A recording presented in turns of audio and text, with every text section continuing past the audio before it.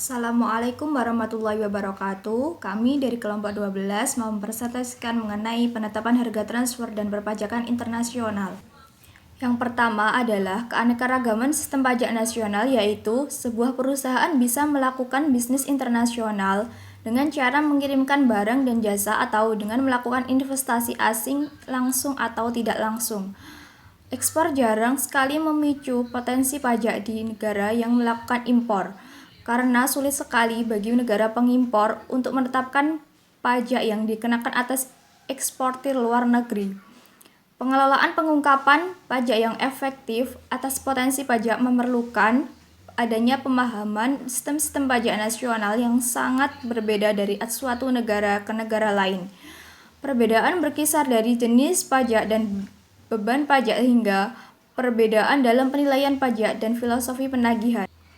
Keanekaragaman sistem pajak nasional dibagi menjadi 6, yaitu yang pertama, jenis pajak, yang kedua, beban pajak, yang ketiga, sistem administrasi pajak, yang keempat, insentif pajak asing, yang kelima, persaingan pajak yang berbahaya, yang keenam, penyelarasan internasional.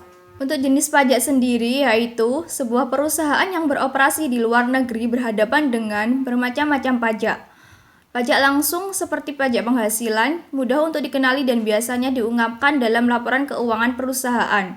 Pajak tidak langsung seperti pajak pemakaian tidak terlalu mudah untuk dikenali atau tidak sering diungkapkan. Biasanya, pajak tersebut dimasukkan dalam biaya dan pengeluaran lain-lain. Pajak penghasilan perusahaan mungkin digunakan secara lebih luas untuk menghasilkan pendapatan bagi pemerintah dibandingkan dengan pajak utama lainnya dengan kemungkinan pengecualian untuk bea cukai. Pajak yang dipungut dari sumbernya adalah pajak yang dikenakan oleh pemerintah terhadap dividen, bunga, dan pembayaran royalti yang diterima oleh investor asing. Pajak pertambahan nilai merupakan pajak konsumsi yang ditemukan di Eropa dan Kanada. Yang kedua yaitu beban pajak. Perbedaan dalam keseluruhan beban pajak sangat penting dalam bisnis internasional. Beragam tarif resmi dari pajak penghasilan tersebut merupakan sumber penting perbedaan-perbedaan tersebut. Namun, perbedaan tarif pajak hanya mengungkapkan sebagian ceritanya. Banyak pertimbangan lain yang mungkin mempengaruhi beban pajak efektif bagi perusahaan-perusahaan multinasional. Ketika semakin banyak perusahaan yang mengurangi tarif pajak perusahaan marginal, banyak pula negara yang memperluas dasar pajak perusahaan. Dalam dunia nyata, tarif pajak efektif jarang sekali sama dengan tarif pajak nominal. Dengan demikian, tidaklah tepat untuk mendasarkan perbandingan antar negara pada tarif pajak wajib saja.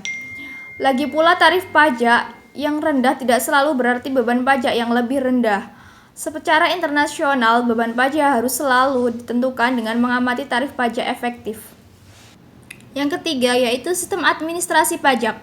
Sistem penilaian pajak nasional juga mempengaruhi beban pajak relatif. Beberapa sistem yang penting digunakan saat ini. Untuk memudahkannya, kami hanya akan membahas sistem klasik dan terintegrasi. Yang pertama yaitu sistem klasik. Pajak penghasilan perusahaan pada penghasilan kena pajak dibayarkan pada tingkat perusahaan dan tingkat pemegang saham. Yang kedua yaitu sistem terintegrasi. Pajak-pajak perusahaan dan pemegang saham diintegrasikan untuk mengurangi atau menghilangkan pajak ganda atas penghasilan perusahaan. Dan yang keempat dari keanekaragaman sistem pajak nasional yaitu insentif pajak asing. Banyak negara memberikan insentif pajak untuk menarik investasi asing.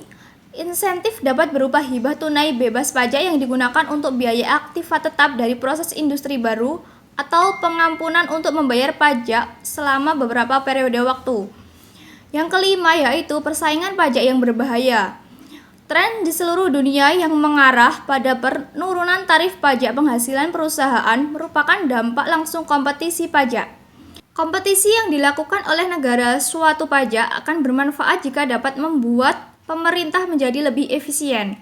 Sedangkan dampaknya berbahaya jika mengalihkan pendapatan pajak bagi pemerintah yang sebenarnya memerlukan pendapatan tersebut untuk menyediakan jasa yang dibutuhkan oleh kalangan usaha. Yang keenam yaitu penyelarasan internasional. Dengan adanya perbedaan dalam sistem pajak di seluruh dunia, penyelarasan global atas kebijakan pajak mungkin akan berguna. Perusahaan-perusahaan multinasional yang dibebani oleh perbedaan pajak-pajak nasional mengorbankan penekanan atas perbaikan pajak internasional. Uni Eropa mengeluarkan banyak kekuatan dalam kasus ini karena mereka bekerja untuk menciptakan sebuah pasar tunggal. Pengenalan Uni Eropa atas mata uang tunggal, euro, menyoroti perbedaan pajak di antara anggotanya. Yang kedua, dari penetapan harga transfer dan perpajakan internasional, yaitu perhitungan pajak terhadap sumber laba dari luar negeri dan pajak ganda, yaitu setiap negara menyatakan hak atas pajak terhadap laba yang dihasilkan di dalam negaranya. Namun, filosofi nasional atas pengenaan pajak terhadap sumber-sumber dari luar negeri itu berbeda-beda, dan ini merupakan hal yang penting dari sudut pandang seseorang perencana pajak yang terdiri dari yang pertama yaitu kredit pajak asing, yang kedua batasan-batasan kredit pajak, yang ketiga perjanjian pajak, yang keempat pertimbangan mata uang asing. Selanjutnya, dimensi perencanaan pajak. Dalam perencanaan pajak, perusahaan-perusahaan multinasional memiliki keuntungan yang nyata atas perusahaan-perusahaan domestik karena memiliki lebih banyak fleksibilitas geografis dalam menempatkan sistem produksi dan distribusi mereka. Pengamatan atas masalah perencanaan pajak dimulai dengan dua hal dasar. Yang pertama, pertimbangan pajak seharusnya tidak pernah mengendalikan strategi usaha atau bisnis, kekuatan keuangan atau operasional dari transaksi bisnis harus berdiri sendiri. 2. Perubahan hukum pajak secara konstan membatasi manfaat perencanaan pajak dalam jangka panjang. Penentuan harga transfer. Yang pertama, pertimbangan pajak.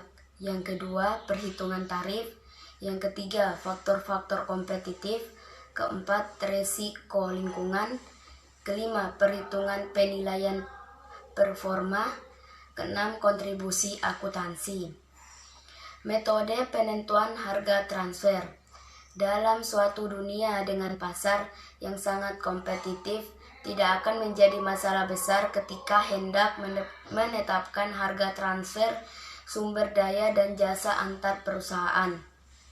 Harga transfer dapat didasarkan pada biaya selisih kenaikan atau harga pasar.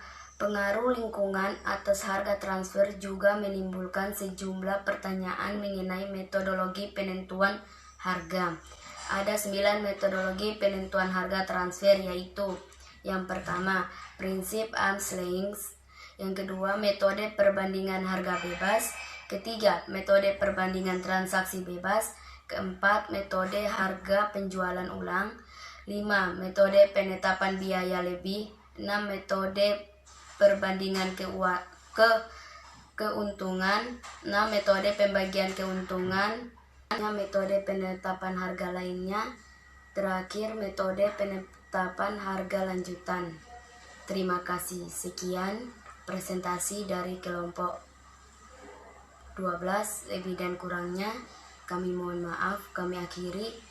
Wabillahi taufiq wal hidayah. Wassalamualaikum warahmatullahi wabarakatuh.